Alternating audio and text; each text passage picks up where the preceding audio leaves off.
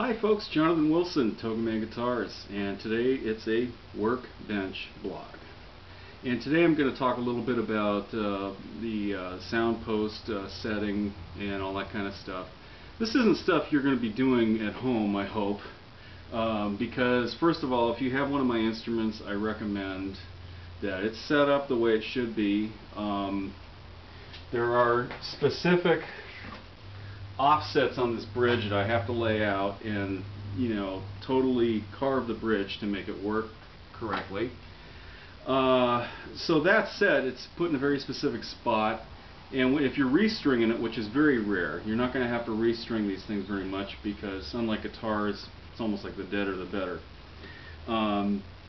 Anyway, these strings go through the tailpiece, and it's just better to restring one at a time. But let's say what happens if the bridge ever buckles over and, oops, the sound post inside drops and goes clink. And anyway, I'm not going to go through the whole entire process. This is a little bit like shipping a bottle. And I'm going to give you the good news, and here's the bad news. Good news is these are easier to put in sound posts in than, say, a violin or a cello because of the unique sound ports to this instrument, and you can actually get in there from that. On the other hand, it's put in a very specific spot. If you had an inside view of the instrument, the sound post would be right about here, right behind the bridge, just within about an inch or so.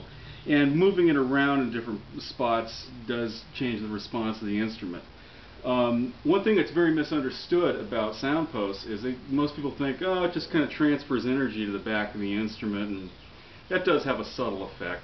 But more importantly, what happens is that this is the bridge, here's the treble foot, it acts as a pivot, and the bridge rocks like this and carries with it the bass bar and the top.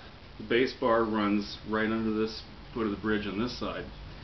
So you're having a bridge that's effectively doing that. Without the bass bar, or the sound post rather, we're compromising some structure in the top, allowing it to push down, and the instrument's not going to sound real full. It's going to take away a lot of the response that it gets like this.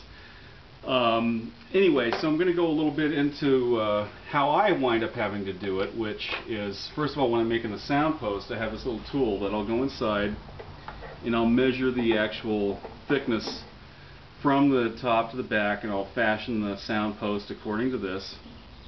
And then I've made this special tool, which is like a little, sort of a thread line, and it holds the post in place while I'm trying to stick it in, or at least it kind of, so now I've got it like this, and then when I let go of the string and I can pull it out, and it'll come right out. So generally I'm going to be putting it in that location where I'm going, and it's going to be a little process of doing this.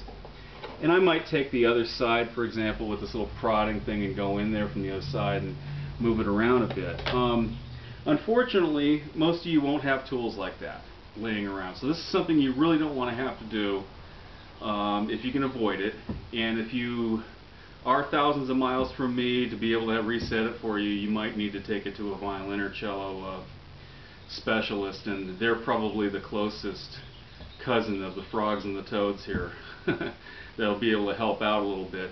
I'm going to show you real quick. This is another approach, and I left my tool over here on the wall. But this is a pair of angle pliers, and I put leather protection on it so that when the post is inside, I can stick it through very carefully without marring this thing up, and move the post around a little bit like this. Okay. Again, this is not something you really want to have to do. It's not fun. I do it all the time, and on these instruments it's relatively a lot easier. But if you are stuck and need to know a little bit about it, it's good that you at least know about it and the importance of it.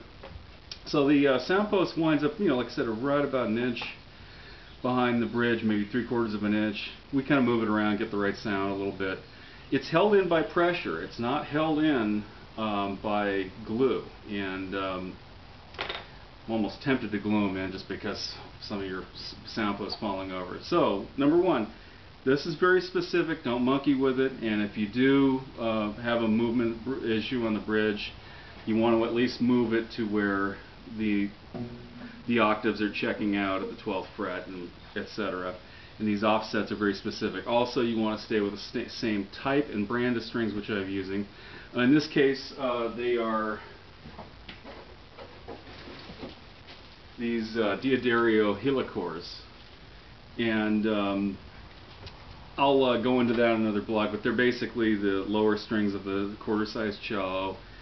And this little thing here I have on the bridge, this is a piece of surgical tubing that sort of takes a little of the shrill off the high string. It's a trick a violin repair guy in Hollywood showed me. This here, this little black thing, is a wolf tone eliminator, and every now and then, you know, especially on better instruments, by the way, you go to bow it and all of a sudden you get the sound of, those of you who own a Phase 90 kind of box for guitar, you kind of know that kind of sound. And so this kind of gets on a node here behind the bridge and sort of, you know, takes that out of the equation. Real quick, this is a shellac finish. Okay, this is a French polished shellac finish, very rustic, very old world, very resonant, nice vibe, and this is Dr. Duck's, which I recommend for using just to, you know, kind of maintain it and polish it. This is like, you know, this is the shellac. It actually comes from flakes, which alcohol is added to, so don't spill booze on these things. That kind of may upset you. Well, I have Mr. Zog's sex wax here, but I use this for lubricating screws and keeping jigs from glue sticking to it, but it smells nice. See, I got Mr. Zog right here. Anyway, if you like more information on this and other instruments like it, please go to www.togamanguitars.com. TOGAMANGUITARS.com. Thank you very much.